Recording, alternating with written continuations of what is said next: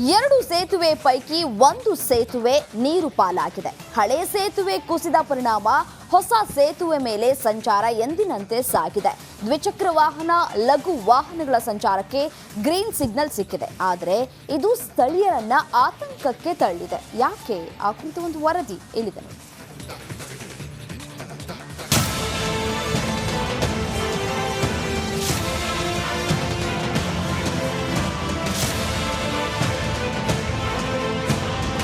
ಕಾಳಿ ನದಿಯ ನರ್ತನಕ್ಕೆ ಸೇತುವೆ ಛಿದ್ರವಾಗಿದೆ. ಕಾರವಾರದ ಕಾಳಿ ಸೇತುವೆ ನದಿ ನೀರಲ್ಲಿ ಕೊಚ್ಚಿ ಹೋಗಿದೆ. ಎರಡು ಸೇತುವೆಗಳ ಪೈಕಿ ಒಂದು ಸೇತುವೆ ನೀರ್ಪಾಲಾಗಿದೆ. ಆತಂಕದ ವಿಷಯ ಅಂದ್ರೆ ಕೊಚ್ಚಿ ಹೋದ ಸೇತುವೆ ಪಕ್ಕದಲ್ಲೇ ಇದ್ದ ಮತ್ತೊಂದು ಸೇತುವೆ ಮೇಲೆ ಸಂಚರಿಸಲು ಜನ ಭಯ ಪಡ್ತಿದ್ದಾರೆ. ಹೊಸ ಸೇತುವೆ ಮೇಲೆ ಸಂಚಾರಕ್ಕೆ ಗ್ರೀನ್ ಸಿಗ್ನಲ್. ಮೊನ್ನೆ ರಾತ್ರಿ ಗೋವಾದಿಂದ ಕಾರವಾರಕ್ಕೆ ತೆರಳುವ ಮಾರ್ಗದಲ್ಲಿ 41 ವರ್ಷದ ಹಳೆಯ ಕಾಳಿ ಸೇತುವೆ ಕುಸಿದು ಬಿದ್ದಿದೆ. ನದಿಗೆ ಬಿದ್ದ ಸೇತುವೆಯ ಸ್ಲಾಬ್ಗಳು ಹೊಸ ಸೇತುವೆಗೂ ಹಾನಿ ಮಾಡಿರೋ ಅನುಮಾನ ಮೂಡಿದೆ. ಇದೇ ಕಾರಣಕ್ಕೆ ಸಂಚಾರಕ್ಕೆ ತಡೆ ಒಡ್ಡಲಾಗಿತ್ತು. ಆದ್ರೀಗ ದ್ವಿಚಕ್ರ ಹಾಗೂ ಲಘು ವಾಹನಗಳ ಸಂಚಾರಕ್ಕೆ ಅನುಮತಿ ನೀಡಲಾಗಿದೆ. ಮೊದಲಿಂದ ಬ್ರಿಡ್ಜ್ ಇತ್ತು, ಅದು ಕೊಲಾಪ್ಸ್ ಆಗಿದೆ. ಈ ಸೈಡಿಗೆ ಬ್ರಿಡ್ಜ್ ಹೇಳಿಕ್ ಬರುದಿಲ್ಲ, ಅಂದ್ರೆ ಅದಕ್ಕೂ ಹೊಡ್ತಾ ಬೀಳ್ತದಲ್ಲ. ಈಗ ಸ್ವಲ್ಪ ವಿಚಾರ ಮಾಡ್ಕೊಂಡು ಗಾಡಿ ಬಿಡಬೇಕು. ದೊಡ್ಡ ಗಾಡಿಗೆ ಬಿಡಬಾರ್ದು. ಸ್ವಲ್ಪ ವಿಚಾರ ಮಾಡ್ಕೊಂಡು ನೋಡ್ಕೊಂಡು ಇದು ಮಾಡಬೇಕು. ಹೆದರಿಕೆ ಆಗ್ತದೆ. ಹಾಗಾಗಿ ಎಲ್ಲ ಪೊಲೀಸರೆಲ್ಲ ವ್ಯವಸ್ಥೆ ಮಾಡ್ತಿದ್ದಾರೆ, ಅವ್ರು ಸರಿ ಮಾಡ್ತಿದ್ದಾರೆ. ಒಂದೊಂದು ಗಾಡಿ ಬಿಡ್ತಿದ್ದಾರೆ. ಹೆಂಗೆ ನಡ್ಕೊಂಡು ಹೋದ್ರೆ ಮತ್ತೆ ಚಲೋ ಆಗುದು, ಇಲ್ಲದ್ರೆ ತೊಂದರೆ ಆಗುದು. ಈ ದೊಡ್ಡ ಗಾಡಿಯಲ್ಲಿ ಬಿಟ್ರೆ ಹೆವಿ ಆಗ್ಬೋದಲ್ಲ. ಅದು ದೊಡ್ಡ ಗಾಡಿ ಬಿಟ್ರೆ ಹೆವಿ ಆಗ್ತದೆ. ಅದು ಸ್ವಲ್ಪ ನೋಡ್ಕೊಂಡು ವಿಚಾರ ಮಾಡ್ಕೊಂಡು ಏನ್ ಮಾಡ್ಬೇಕಂತ. 4 ವರ್ಷದ ಹಿಂದೆ ಹಳೆಯ ಕಾಳಿ ಸೇತುವೆ ಪಕ್ಕದಲ್ಲಿ ಹೊಸ ಸೇತುವೆ ನಿರ್ಮಿಸಲಾಯಿತು. ಆದರೆ ಹಳೆ ಸೇತುವೆ ಕುಸಿತದಿಂದ ಹೊಸ ಸೇತುವೆಗೆ ಧಕ್ಕೆ ಆಗಿರಬಹುದು ಅಂತ ಜಿಲ್ಲಾಡಳಿತ, ರಾಷ್ಟ್ರೀಯ ಹೆದ್ದಾರಿ ಇಲಾಖೆ ಮತ್ತು IRB ಕಂಪನಿಗೆ ನೋಟಿಸ್ ನೀಡಿದೆ. ಚಿರಡು ಗುಡ್ಡ ಕುಸಿತದ ಬೆನ್ನಲ್ಲೇ ಕಾರವಾರದ ಕಾಳಿ ಸೇತುವೆ ಕೂಡ ಕುಸಿತ ಆಗಿರುವುದು ವಾಹನ ಸಂಚಾರರು ಮತ್ತು ಪ್ರಯಾಣಿಕರು ಪರದಾಟವನ್ನು ಅನುಭವಿಸಿರುವಂತಾಗಿದೆ. ಹೊಸ ಸೇತುವೆಗಳು ಕೂಡ ಆ ಕುಸಿತದ ಪರಿಣಾಮವಾಗಿ ಏನಾದ್ರು ಧಕ್ಕೆಯಾಗಿದೆ ಎಂಬ ಕಾರಣಕ್ಕೆ ಕೇವಲ ಲಘು ವಾಹನಗಳಿಗೆ ಮಾತ್ರ ಅವಕಾಶವನ್ನ ನೀಡಿದ್ದಾರೆ. ಹೀಗಾಗಿ ನೂರಾರು ಸಂಖ್ಯೆಯಲ್ಲಿ ವಾಹನಗಳು ಕೂಡ ಈಗಾಗಲೇ ಓಡಾಡ್ತಾ ಇದೆ. ಭಾರಿ ವಾಹನಗಳಿಗೆ ತಡೆ ಕೂಡ ಒಡ್ಡಲಾಗಿದೆ. ಯಾಕಂತ ಹೇಳಿದ್ರೆ ಭಾರಿ ವಾಹನಗಳು ಒಂದು ವೇಳೆ ಓಡಾಟ ನಡೆಸಿದ್ರೆ, ಸಂಚಾರ ನಡೆಸಿದ್ರೆ ಏನಾದ್ರೂ ಮತ್ತೆ ಹೊಸ ಸೇತುವೆಗೆ ಧಕ್ಕೆ ಆಗಬಹುದು. ಭಾರಿ ವಾಹನಗಳ ಸಂಚಾರ ನಿರ್ಬಂಧಕ್ಕೆ ಆಗ್ರಹ. ಹೊಸ ಸೇತುವೆಯ ಫಿಟ್ನೆಸ್ ಬಗ್ಗೆ ವರದಿ ನೀಡುವಂತೆ ಜಿಲ್ಲಾಡಳಿತ ಸೂಚಿಸಿದೆ. ಫಿಟ್ನೆಸ್ ಓಕೆ ಮಾತ್ರ.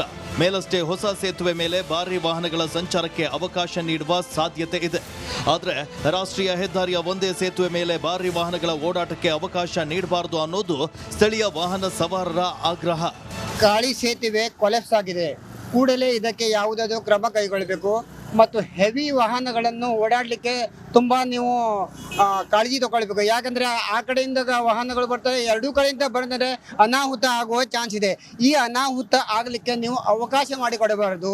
ಹಾಗೆ ನಾವು ಸಾರ್ವಜನಿಕರಿಗೆ, ನಮ್ಮಂತಹ ಜನರಿಗೆ, ಬಡವರಿಗೆ ಓಡಾಡಲು ಯಾವುದೇ ತೊಂದರೆ ಆಗಬಾರದಂತೆ ನೋಡಿಕೊಳ್ಳಬೇಕು. ಹಳೆ ಸೇತುವೆ ಕುಸಿದಿದ್ದರಿಂದ ಕೇವಲ ಒಂದೇ ಒಂದು ಸೇತುವೆ ಮೇಲೆ ಮಾತ್ರ ವಾಹನಗಳು ಸಂಚರಿಸ್ತಾ ಇವೆ. ಅದೇ ಸೇತುವೆ ಮೇಲೆ ಭಾರಿ ವಾಹನಗಳ ಸಂಚಾರ ಶುರುವಾದ್ರೆ ಅಪಾಯ ಕಟ್ಟಿಟ್ಟ ಬುತ್ತಿ ಅನ್ನೋದು ಸ್ಥಳೀಯರ ಆತಂಕ. ಶೇಷಗಿರಿ ಮುಂಡಳ್ಳಿ, ರಿಪಬ್ಲಿಕ್ ಕನ್ನಡ, ಕಾರವಾರ.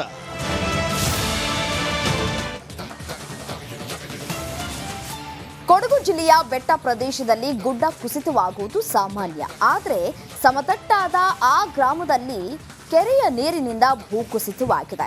ಮಣ್ಣಿನೊಂದಿಗೆ ಮರಗಳು ಕೊಚ್ಚಿ ಹೋಗ್ತಾ ಇದ್ದು ಜನರು ಆತಂಕಕ್ಕೆ ಕಾರಣ ಕೂಡ ಆಗ್ತಾ ಇದೆ. ಆ ಕುರಿತ ಒಂದು ವರದಿದೆ, ಬನ್ನಿ ನೋಡ್ತಾ ಹೋಗೋಣ. ಕೆರೆಕೋಡಿಯಿಂದ ಕೃಷಿಕರು ಕಂಗಾಲು. ನೀರಿನ ರಭಸಕ್ಕೆ ಕೊಚ್ಚಿ ಹೋಯ್ತು ಕೃಷಿ ಭೂಮಿ. ಒಂದೆಡೆ ಆತಂಕದಿಂದ ನಿಂತಿರುವ ಗ್ರಾಮಸ್ಥರು, ಇನ್ನೊಂದೆಡೆ ಸಮತಟ್ಟಾದ ಜಾಗದಲ್ಲಿ ದೊಡ್ಡ ಮಟ್ಟದ ಭೂಕುಸಿತ, ಮಣ್ಣಿನೊಂದಿಗೆ ನೆಲಕ್ಕುರುಳುತ್ತಿರುವ ಮರಗಳು. ಈ ದೃಶ್ಯ ಕಂಡು ಬಂದದ್ದು ಕೊಡಗಿನ ಸೋಮವಾರಪೇಟೆ ತಾಲೂಕಿನ ದೊಡ್ಡಹಳ್ಳಿ ಗ್ರಾಮದಲ್ಲಿ.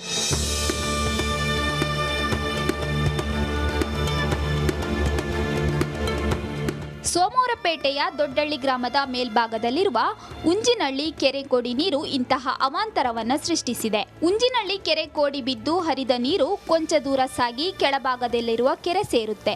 ಆದರೆ ಕೆರೆ ನೀರು ಹರಿಯುವ ಮಾರ್ಗದ 2 ಬದಿ ಜಮೀನುಗಳಿವೆ. ಕೆರೆ ನೀರಿನಿಂದಾಗಿ ಮಾರ್ಗದ 2 ಬದಿ ಭೂಮಿ ಕುಸಿಯುತ್ತಿದೆ. ಈ ಗ್ರಾಮದ ಪ್ರಮುಖ ಸಮಸ್ಯೆ ಅಂತ ಹೇಳಿದ್ರೆ ಮೇಲ್ಭಾಗದ 2 ಗ್ರಾಮದಲ್ಲಿ 2 ಕೆರೆ ಇದೆ. ಆ ಕೆರೆಯಿಂದ ನೀರು ಬರುವಂಥದ್ದು, ಅದಕ್ಕೆ ಸರಿಯಾದ ಕಾಲುವೆ ವ್ಯವಸ್ಥೆ ಇಲ್ಲ ನೀರು ಹೋಗಲಿಕ್ಕೆ. ಅದರಿಂದ ಇಲ್ಲಿ ಕೃಷಿ ಭೂಮಿಗಾಗಿ ಬರುವಂಥ ನೀರು ಸಂಪೂರ್ಣವಾಗಿ ಕುಸಿದು ಬಿದ್ದಿದೆ. ಇಲ್ಲಿ ನೀವು ನೋಡ್ಬೋದು ಯಾವ ರೀತಿ ಇದೆ ಅಂತೇಳಿ. ಈಗ ಇತ್ತೀಚೆಗೆ 1 ವಾರ ಸುರಿದಂಥ ಧಾರಾಕಾರ ಮಳೆಗೆ ಈ ರೀತಿ ಎಲ್ಲ ಮಣ್ಣು ಕುಸಿತವಾಗಿರುವಂಥದ್ದು ಮತ್ತು ಮರಗಳು ಕೂಡ ಅಕ್ಕಪಕ್ಕ ಜಮೀನಲ್ಲಿ ಮರಗಳು ಕೂಡ ಕುಸಿತಾ ಇದೆ. ಹೌದು, 2 ಭಾಗದಲ್ಲಿ ನೀರಿನ ಸೆಳೆತಕ್ಕೆ ಮಣ್ಣು ಕುಸಿಯುತ್ತಿದ್ದು ಅದರೊಂದಿಗೆ ಬೃಹತ್ ಮರಗಳು ಕೂಡ ನೆಲಕಚ್ಚುತ್ತಿವೆ. ಇದು ಗ್ರಾಮಸ್ಥರ ಆತಂಕಕ್ಕೆ ಕಾರಣವಾಗಿದೆ. ಅಲ್ಲದೆ ಅಧಿಕಾರಿಗಳು ಕೂಡ ಸ್ಪಂದಿಸುತ್ತಿಲ್ವಂತೆ. ಈ ವರ್ಷ ಸಿಕ್ಕಾಪಟ್ಟೆ ಮಳೆ ಜುಲೈಲಿ ಆದ್ರಿಂದ ಮತ್ತೆ ಪುನಃ ಈ ಪುಷ್ಯ ಮಳೆಯಿಂದಾಗಿ ಸಿಕ್ಕಾಪಟ್ಟೆ ಮಳೆ ಆಯ್ತು ಇಲ್ಲಿ. ಆವಾಗ ಉಂಜಿನಹಳ್ಳಿ ಕೆರೆಯಿಂದ ಕೋಡಿ ನೀರು ಸಿಕ್ಕಾಪಟ್ಟೆ ಬಂದು ಅದು ಬೆಟ್ಟದಿಂದ ಜಲ ಬರ್ತಾ ಇದೆ. ಆ ನೀರು ಹೋಗಲಿಕ್ಕೆ ಎಲ್ಲಿ ಮೇಲ್ಗಡೆ ಗದ್ದೆ ಬೈಲಲ್ಲಿ ಎಲ್ಲಿ ಕಾಲುವೆಗಳಿಲ್ಲ ಸರಿಯಾಗಿ. ಇದಕ್ಕೆ ನಾವು ಸಂಬಂಧಪಟ್ಟ ಅಧಿಕಾರಿಗಳಿಗೆ PDO, ತಾಲೂಕ್ ಪಂಚಾಯಿತಿ, ಜಿಲ್ಲಾ ಪಂಚಾಯಿತಿ, ಮೇಜರ್ ಇರಿಗೇಷನ್ ಎಲ್ಲ ಕಡೆ ಲೆಟರ್ ಕೊಟ್ಟಿದ್ದೀವಿ. ಆದರೆ ಇದುವರೆಗೂ ಅದು ಏನು ಆ್ಯಕ್ಷನ್ ಸರಿಯಾಗಿ ಆಗಿಲ್ಲ, ಯಾರೂ ಬಂದಿಲ್ಲ. ಸದ್ಯ ರೈತರ ಜಮೀನುಗಳು ಉಳಿಯಬೇಕಾದ್ರೆ ತಡೆಗೋಡೆ ನಿರ್ಮಿಸಬೇಕು, ಇಲ್ಲವಾದಲ್ಲಿ ತುಂಬಾ ತೊಂದರೆಯಾಗುತ್ತೆ. ಇದೇ ರೀತಿ ಭೂಕುಸಿತ ಮುಂದುವರೆದರೆ ಬದುಕುವುದು ತುಂಬಾ ಕಷ್ಟ ಅಂತ ರೈತರು ತಮ್ಮ ಅಳಲನ್ನು ತೋಡಿಕೊಂಡ್ರು. ಸದ್ಯಕ್ಕೆ ನಮಗೆ ಅರ್ಜೆಂಟಿಗೆ ಸರ್ ನಮ್ಮ ಭೂಮಿ ಉಳಿಬೇಕಾದ್ರೆ ಒಂದು 30 ಅಡಿ 60 ಅಡಿ ಆಳದಿಂದ ಫೌಂಡೇಶನ್ ತೆಗೆದು ನಮಗೆ 30 ಅಡಿವರೆಗೆ ಒಂದು ಮೇಗುಡಿ ಟೈಪ್ ಮಾಡಿ ಒಂದು ತಡೆಗೋಡೆ ಮಾಡಿಕೊಟ್ರೆ ಸದ್ಯಕ್ಕೆ ನಮ್ಮ ಭೂಮಿ ಉಳ್ಕೊಳ್ಳುತ್ತೆ ಸರ್. ಇಲ್ಲ ಅಂದರೆ ನಮ್ಮ ಈ ಕಾವಲೆ ಭೂಮಿ ಉಳಿಯೋದಿಲ್ಲ. ನಮ್ಗಳಿಗೆಲ್ಲ ಇರೋದು ಸ್ವಲ್ಪ ಜಮೀನು ಸರ್, 1/2 ಎಕರೆ 3/4 ಎಕರೆ ಜಮೀನುಗಳು ಇರೋದು. ಅದು ಈ ಥರ ಎಲ್ಲ ಕೊಚ್ಕೊಂಡು ಹೋದರೆ ನಮಗೆ ಹೊಟ್ಟೆಗೆ ಅನ್ನ ಇಲ್ಲ ಅಂತ ಪರಿಸ್ಥಿತಿ ಬಂದು ಹೋಗುತ್ತೆ ಸರ್. ರೈತರಷ್ಟೇ ಅಲ್ಲ, ಇಲ್ಲಿನ ಸಾರ್ವಜನಿಕರಿಗೂ ಆತಂಕ ಎದುರಾಗಿದೆ. ಇದೇ ರೀತಿ ಭೂಕುಸಿತ ಮುಂದುವರೆದರೆ ದೊಡ್ಡ ಅನಾಹುತ ಸಂಭವಿಸುವುದರಲ್ಲಿ ಯಾವುದೇ ಅನುಮಾನವಿಲ್ಲ. B Anukaryappa, republic Kannada, Kodagu.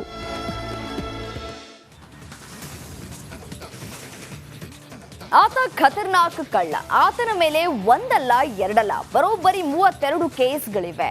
ಇದೀಗ ಪೊಲೀಸರಿಗೆ ಒಂದು ಕಡೆ ತಲೆನೋವು ಕೂಡ ಆಗಿತ್ತು. ಆತ ಬೇಕಾಗಿದ್ದ ಆ ಕಳ್ಳ ಬೆಕ್ಕನ್ನ ಸಿನಿಮೀಯ ರೀತಿಯಲ್ಲಿ ರೋಚಕವಾಗಿ ಪೊಲೀಸರು ಸೆರೆ ಹಿಡಿದಿದ್ದಾರೆ. ಆ ಕುರಿತ ಒಂದು ಡೀಟೇಲ್ಸ್ ಇಲ್ಲಿದೆ. ಓರ್ವ ಕಳ್ಳ 32 ಕೇಸ್, ಬಲೆಗೆ ಬಿದ್ದಿದ್ದೇ ರೋಚಕ. ಫಿಲಂ ಸ್ಟೈಲ್ನಲ್ಲಿ ಖತರ್ನಾಕ್ ಕಳ್ಳ ಸೆರೆ. ಬಿಳಿ ಬಣ್ಣದ ಆಕ್ಟಿವಾ ಹೊಂಡಾದಲ್ಲಿ ಬಂದು ಸಿಗ್ನಲ್ನಲ್ಲಿ ನಿಂತ ಆಸಾಮಿ. ಬೈಕ್ ಸವಾರನನ್ನ ಅಡ್ಡ ಹಾಕ್ತಿರೋ ವ್ಯಕ್ತಿ. ಬೈಕ್ನ ಮುಂದೆ ಹೋಗಲು ಬಿಡದೆ ತಡೆದ ಪೇದೆ. ಮಹಿಳಾ ಪೊಲೀಸ್ ಕೈಗೆ ಮಿಲಾಯಿಸಿದ ಕಳ್ಳ ಓಡಿ ಹೋಗದಂತೆ ಹಿಡಿದ ಪೊಲೀಸರು.